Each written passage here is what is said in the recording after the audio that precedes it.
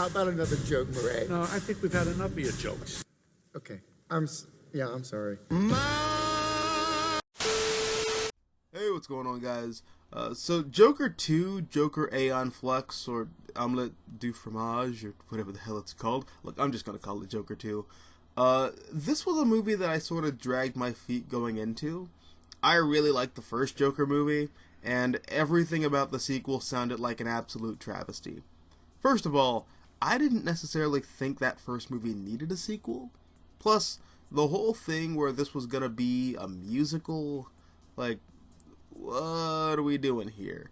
This just sounded like the dumbest, most coked out corporate reaction to a massively successful standalone film. And the initial reactions were all super negative, but my buddy from work was like, hey, do you want to get drunk and watch Joker 2? And I was like, hell yeah! You know, if the movie's really as bad as everyone says it is, then I might as well watch it drunk and watch it with friends. So we're watching the movie, and the entire time I'm thinking, okay, so when is the movie gonna eat shit? You know, when is this gonna get bad? And somewhere near the end of the film, when Arthur gives that speech about how the Joker isn't real and Harley leaves him behind, that's when it hit me. This movie isn't bad. What? It's just not the movie that people who sympathized with and were rooting for the Joker in the first movie wanted from a sequel, so there's that camp. This also quite aggressively establishes that these movies are not an origin story for comic book Joker, which, I mean, I don't know how you get that impression by even watching the first movie, but, I mean, this movie doubles the fuck down on that like a pre-diabetic Oreo cookie. So there's that. There's also the camp of people who are gonna hate this movie regardless because Todd Phillips is a white male and the Joker is an incel movie. So that crowd was gonna hate the movie no matter what. But there's also the whole, it's literally Diet Scorsese. It's baby's first Scorsese movie. And look, I'm not even disagreeing with that point necessarily, but here's why that doesn't work as a gotcha. Every comic book movie made within the past 20 odd years has been an adaptation of a comic book that came out sometime between the 1960s, 70s, 80s, 90s, and 2000s, and pretty much every superhero comic book to come out in that time period, or at the very least, the notable ones that are being adapted, there is a 90% chance that it is a ripoff of a popular movie, TV show, or novel, or short story. So the whole, it's a Scorsese ripoff, every comic book, superhero, anything, is a ripoff of some other genre-defining piece of media, but with bright colors and silly costumes. Which isn't a bad thing, you know, but all things being what they are, that is the nature of superhero comics. And, you know, we've gotten some classic stories and characters out of that method. And look, I know you're trying to take the movie down a peg by sounding smart, but you're not. If anything, you just sound like the straw man caricature of the comic book fandom that Alan Moore has been trying to draw for the past 30 years. So I'm going to need you to gain a little self-awareness, and I'm going to need you to chill out. But I digress. But getting back to Joker 2. First of all, I fucking love this movie. And I like the first movie. No, I really like the first movie. But I fell in love with this movie. And I'm very curious to see how I feel about the first one now after having seen Joker 2. And I'm very curious to see how they watch back to back. And what hit me halfway through watching Joker 2 is that whole first movie is a tantrum, if you will. It's tension and tension and tension until finally you get this explosive emotional catharsis. But this movie is that uncomfortably awkward period of time after the tantrum. This is the cool down period after you've sobered up and realize that everyone has collectively watched you lose your shit, and now you have to deal with the consequences regardless of whether you feel you were justified or not. Both of these movies are about consequences.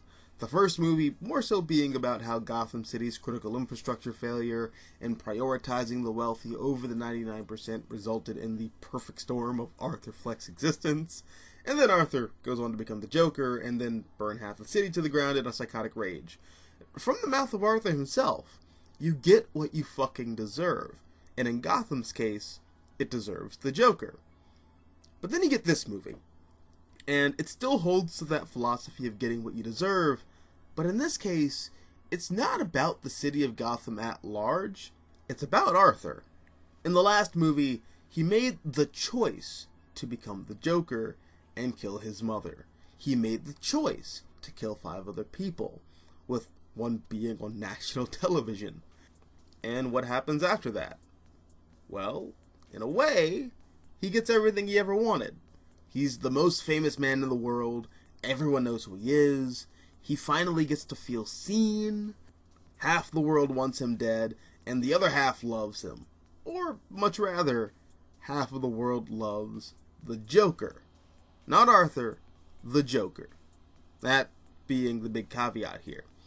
And this movie draws a pretty clear distinction between the two, which is one of the things I really latched onto, and is part of the reason it really struck a chord with me. This whole movie is centered around the trial of Arthur Fleck, where Arthur is being held responsible for the actions of the Joker. And the movie frames that distinction through Arthur's lawyer. I can't remember her name right now, but she's in his corner trying to defend him so that he doesn't get the death penalty. And her defense is framed as Arthur having dissociative identity disorder, with the Joker being a split personality that Arthur developed as a coping mechanism for his childhood trauma. Now, I've seen a lot of people make the complaint that that's not how DID works, and I'm not a psychologist or neurologist or psychiatrist or whatever. I don't know how that shit works myself. But first of all, this movie takes place in the 80s. This was when people unironically believed that being gay was a mental disorder. So if the psychoscience is a bit off, then the movie's just being period accurate. But more to the point, Arthur's defense being framed as DID is a narrative tool. It's a way out for Arthur to not take responsibility for his actions in the first movie, which he's on track to doing. You know, he's following his lawyer's advice, he's being passive and docile, he's being a model prisoner, and despite Todd Phillips citing that he's not using the comics as a reference, the movie still feels very Frank Miller and Lynn Varney. It still feels very indicative of Dark Knight Returns, especially with the Joker being docile throughout the book until Batman shows up, and, that being what gets him back into his groove. But here, Batman is replaced by Lady Gaga's Harley Quinn, who is a complete reinvention of that character. And of all the Harley Quinn reinventions that we've had over the years, I think this is by far my favorite. Here, Harley is a Joker groupie, and she spends the movie trying to coax Arthur back into being the Joker, which puts her at odds with Arthur's lawyer, who's trying to get Arthur out of the death penalty, and Harley is a mouthpiece for the Joker fandom. Joker is a larger-than-life, messianic figure of chaos and violence, and it doesn't matter who or what Joker is behind the makeup, because that person doesn't matter, which is terribly tragic in Arthur's case, because again, he's finally being seen, but it's not him who's being appreciated or valued or loved. It's this mask of violence that he wore in a fit of mania during his lowest of low points in life. And this is where I want to talk about the music, because the musical element of the film is a framing device for the audience to get into Joker and Harley's POV, which I think Todd Phillips managed to pull off very well. Up to the last 10 or 15 some minutes of the movie, Joker 2 feels like an extension of the epilogue of the first film. That's where Arthur's in Arkham and he's dancing throughout the halls to Frank Sinatra's That's Life while leaving bloody footprints in his path. At that point, Arthur is just properly Joker-fied. He's still on that manic high, and we're fully immersed in his POV. We're fully immersed in his psychosis. But then you open with Joker 2, and it's been a couple of years. It's very evident that he's sobered up, but there are moments where we flash to his POV, and things definitely aren't what they seem. And it starts with little things here and there. The most notable one that I can think of is at the beginning of the movie where Arthur's being walked in the rain by the Arkham guards, and their umbrellas go from being black to pink and green or whatever. And whenever you switch to Arthur's POV in those instances, it's very clear that he's daydreaming. And that's the way most of the musical numbers are framed. Not all of them, but most of them. And music is the language that Joker and Harley communicate with. You know, it's their love language, if you will. And throughout the film, their musical numbers become more and more heightened and extravagant the deeper Harley pulls Arthur back down the rabbit hole of madness. And this mania, you know, it sort of hits its peak after Arthur goes full-on Joker in the courthouse, and he fires his lawyer and he defends himself in a full-on Joker costume with the makeup and everything. And he riles up the Joker cultist and makes a fool of himself, and you know, he's taken back to Arkham in a scene that, at the beginning, is probably the most comic book Joker scene I think I've ever seen, where the guards are throwing Joker against the wall, and you know the inmates are cheering for him while he's fucking with the guards and cracking jokes. But then the movie takes a sharp turn where the guards literally rape the Joker out of him in the showers. And then they drag Arthur to solitary, and then he's forced to listen to those same guards kill one of his butt buddies. And in that moment, Arthur flashes back to that scene in the first movie, just after he kills all those Wall Street guys on the train. But instead of seeing what we saw in that first movie, where he runs home in full Joker makeup and takes Zazie Beetz to Clown Prince Party Man Pound Town, we see what actually happened, with Arthur staring at himself pathetically in the bathroom mirror before washing his makeup off. And that's the moment. You know, that's when Arthur fully comes to grips with the fact that he is not comic book Joker. He's not about that life, and he does not have that dog in him. You know, he is not that guy. And at his next court appearance, he just breaks down and takes responsibility for his actions. He's remorseful, and he denounces the Joker completely, which is the final nail in the coffin for he and Harley's relationship. There's actually a funny scene later on when Arthur visits her at the staircase from the first movie, and she's singing, and he's like, just talk to me normal, talk to me normal, talk to me normal, talk to me normal, don't do that, yo. And everything leading up to that moment where Harley leaves Joker behind, I feel like is the movie being about as subtle as a napalm enema. Like, Arthur gives that speech about how the Joker's not real and how he regrets everything, and then these comic book ass glup shitto Joker goons blow up the courthouse, and then it's a comic book again, and then the Joker goons are like, we gotta spring the boss so we can go on our next caper, and Arthur's just not about it, and visually, we see Arthur running away from the Joker, and the thing that sealed the deal for me was the ending. Which, honestly, the discount Heath Ledger bit was a step too far in my opinion, but Arthur getting shanked by a Joker fanboy for throwing in the towel, again, it's that motif of you get what you fucking deserve. And in Arthur's case, dying in Arkham at the hands of a disgruntled groupie is pretty much exactly what he deserved. And I don't know what else to say, you know. This is a movie that, once again, like the first one, is very relevant to the day, especially now with social media and everyone trying to build this cult of personality.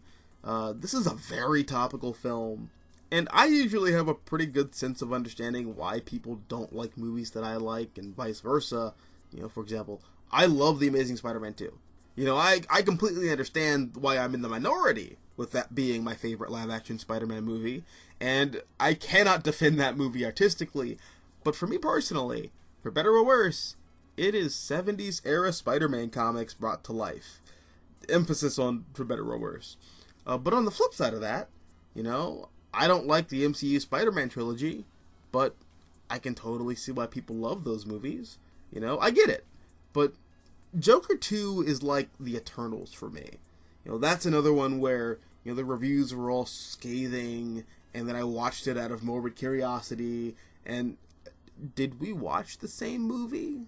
You know, this is that. You know, like, I don't get it. I mean, I do, but I also don't, you know? Like, based on this movie's reception, I feel like people who really liked the first movie wanted this to be, I don't know, Harvey Dent breaks Arthur out of Arkham, and then the glup shitto Joker gang blows up the National Bank, and the Joker's back. And then Harley is his goth titty GF. And then Harvey Dent uses the Joker as an example as to why Gotham needs to be tough on crime. And then the Joker gang has to get back at that two-faced son of a bitch. Like, that's the movie I think people wanted, but based on the movie that we got, why? And it's funny. There's a joke in there somewhere about how people love that first Joker movie where he goes crazy and then burns the city down. But the movie that's all about accountability and taking responsibility for your actions, that's the movie that everyone hates. I don't know. Those are my scatterbrained thoughts. I really enjoyed this movie. This wound up being better than it had any right to be, in my opinion. But what about you? Let me know down below in the comments section. Also, if you like this video, hit the like button, share, support the channel. And if you want to see more content like this, all you gotta do is subscribe. I'm the Mystical Green Beanie. Thanks for watching, and as always, until next time, take care, guys.